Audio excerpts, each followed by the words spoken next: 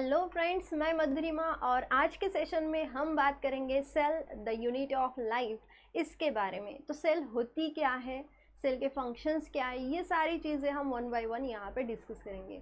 आप यहाँ पे देख पा रहे हो कि यहाँ पे कुछ आपको स्ट्रक्चर्स दिख रहे हैं ना। तो क्या है इस स्ट्रक्चर्स में, जैसे यहाँ पे आपको टावर दिख रहा है, यहाँ पे कुछ मोन्यूमेंट्स दिख रहे हैं, यहाँ पे बिल्डिंग्स दिख रही है। ठीक है, ये स्ट्रक्चर सभी ने ऑब्जर्व किए, आपको क्या दिख रहा है, टावर, मोन्यूमेंट्स एंड बिल्डिंग्स। सो आपने अगर देखा तो ये हर एक चीज़ एक दूसरे से अलग है। सो ये बिल्डिंग भी अलग ही दिख रही है आपको, ये मोन्यूमेंट्स अलग दिख रहे हैं, ये टावर का स्ट्रक्चर भी अलग है। So they look very different from the each other, they differ in the shape and sizes, हर किसी के शेप एंड साइजेस डिफरेंट है। So but do they have the any common properties? अभी दिखने के लिए तो हमें वो हर एक चीज़ डिफरेंट दिख रही है, टावर भी अलग दिख रहा है, मोन्यूमेंट्स अलग दिख रहे हैं, बिल्डिंग्स भी अलग दिख रही है, पर इसमें एक कॉमन चीज़ है। क्या? इसमें जो एक कॉमन चीज़ है उसको हम बोलेंगे ब्रिक्स, बिकॉज ये टावर, ये मोन्यूमेंट्स, ये बिल्डिंग, हर एक चीज़ जो है वो ब्रिक्स से बनी हुई है। देख सकते हो आप bricks. So they all are the made up of what, that is the bricks. So ऐसे हम बोल सकते हैं कि हर बिल्डिंग्स का, टावर का या मोन्यूमेंट्स का बेसिक यूनिट क्या हो गया, उसका बेसिक यूनिट हो गया bricks. So we said the bricks are the basic building block, right? So it is what, it is the basic building block. Similarly ये जो लिविंग ऑर्गेनिजम्स है, लिविंग ऑर्गेनिज्म मतलब कि हम, birds, animals, plants, so these are what, these are the living organisms. ये सारे living organism किस चीज़ से बने हैं? सो ये सारे लिविंग ऑर्गेनिज्म जो है वो सेल से बने हुए हैं। जैसे आप यहाँ पे कुछ लिविंग ऑर्गेनिजम्स देख सकते हो, रेप्टाइल्स है, कुछ फ्लावर्स है, स्क्विरल्स है, प्लांट्स है। So these are what, these are all the living organisms. और ये सारे लिविंग ऑर्गेनिजम्स जो है वो मिलियंस में प्रेजेंट है अर्थ पे। हमारी ये जो अर्थ है ना उस पर मिलियंस पे प्रेजेंट है। तो ये सारे किससे बने हुए हैं? ये सारे के सारे बने हुए हैं सेल से। पर अभी आप देख सकते हो इसमें हर किसी का शेप जो है वो डिफरेंट है, या साइज़ जो है वो डिफरेंट है। जैसे छोटे से छोटे बैक्टीरियाज जो है वो भी सेल से बने हुए, और बड़ा सा बड़ा हाथी भी है, वो भी किससे बना हुआ है, वो सेल से भी बना हुआ है। So they are differ in their size and shape, हर किसी की साइज़ अलग है, शेप अलग है, but they all are made up of what, same building block. इसके बिल्डिंग ब्लॉक्स जो है वो सेम है। So these building blocks we said that is the cell. इसको ही हम क्या बोलेंगे, सेल। तो समझ में आया, सेल जो है वो लिविंग ऑर्गेनिजम्स का बेसिक यूनिट है। जैसे हमने देखा था कि वॉल, मोन्यूमेंट्स, ये जो देखे थे हमने, सो ये टावर्स थे, कुछ बिल्डिंग्स थी, वो किससे बने हुए थे, ब्रिक्स से। तो ब्रिक्स क्या हो गया, बिल्डिंग ब्लॉक्स। वैसे हमारे लिविंग ऑर्गेनिजम्स का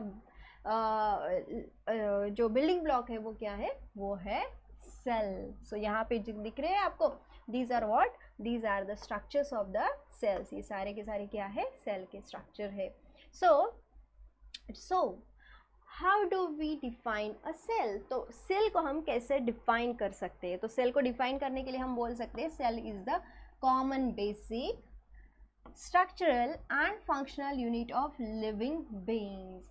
मतलब ये जो सेल है हर एक लिविंग थिंग्स को स्ट्रक्चर देती है, कुछ फंक्शन करती है, और इसीलिए हम इसको बोलते हैं cell is the common basic structural and functional unit of what, it is the living being.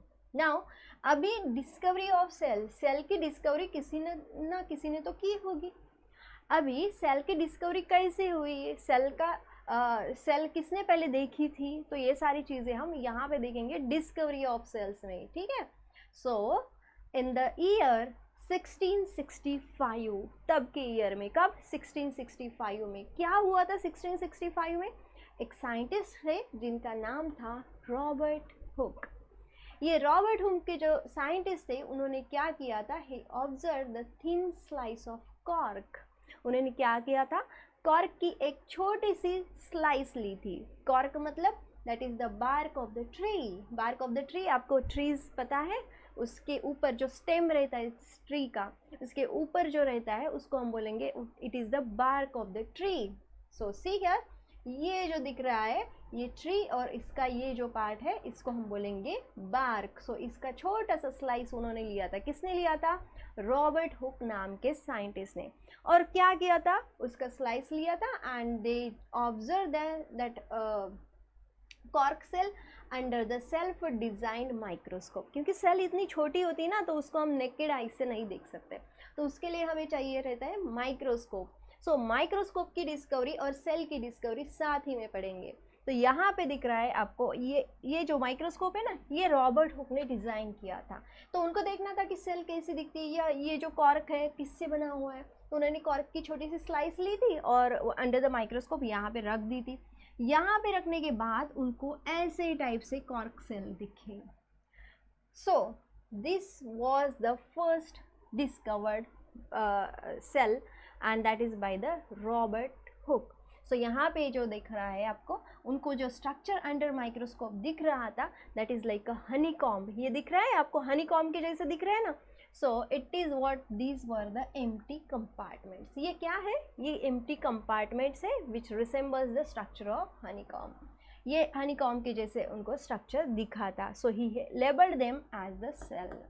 So Robert Hooke ने जो इसको नाम दिया था फर्स्ट टाइम, उसको हम बोलेंगे these are what, these are the cells. So cell का मीनिंग क्या है? सेल ये लैटिन वर्ड है, इसका मीनिंग है small rooms.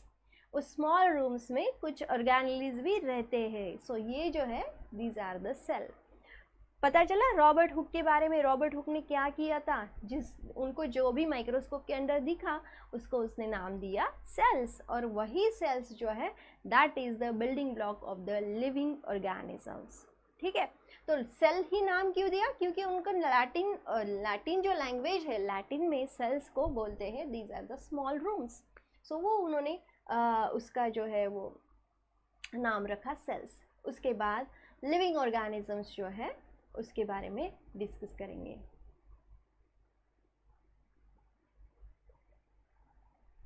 Living organisms are of the two types.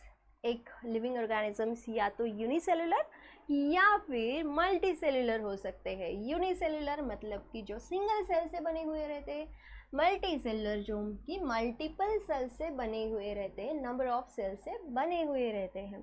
So unicellular that means they are made up of the single cell, and multicellular that is made up of the many cells. So in the unicellular organisms all the functions are carried out by the single cell.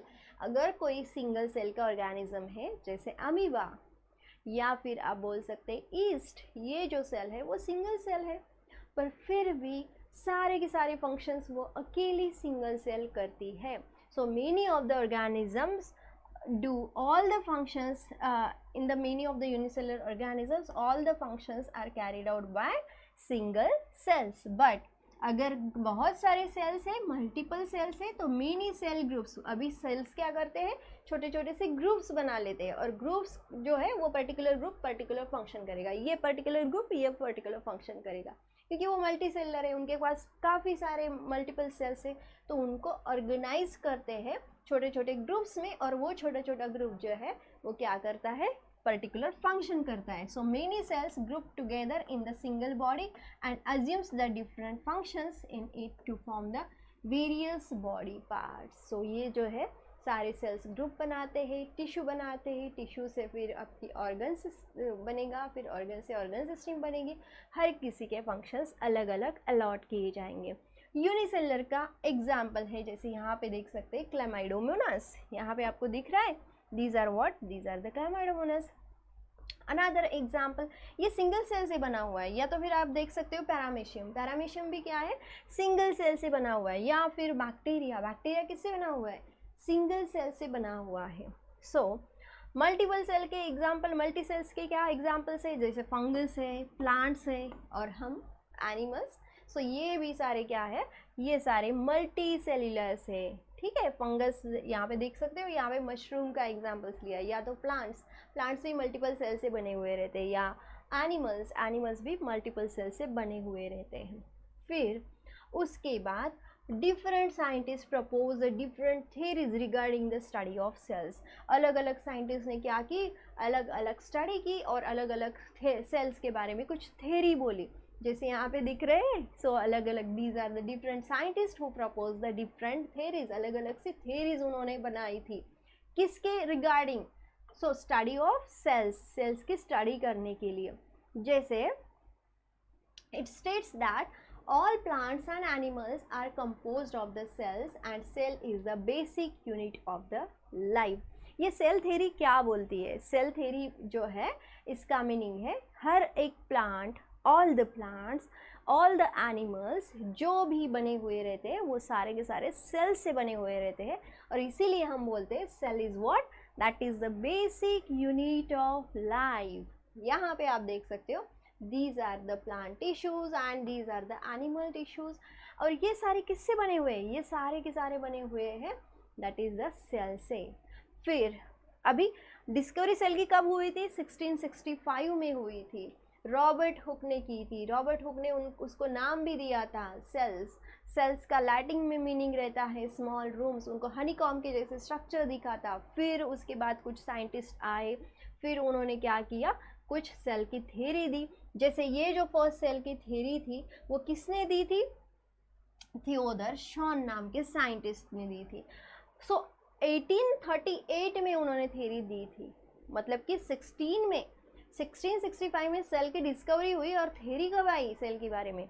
वो 1838 में theory आई. Theodor Schwann, MJ Schwann and Theodor Schwann, ऐसे MJ Schleiden and Theodor Schwann, ऐसे दो scientist थे, और वो दोनों साइंटिस्ट ने क्या किया था, सेल का कुछ थ्योरी प्रपोज की थी. और उनकी सेल की थ्योरी क्या थी? All plants and animals are composed of what? Cell, and cell is the basic unit of life.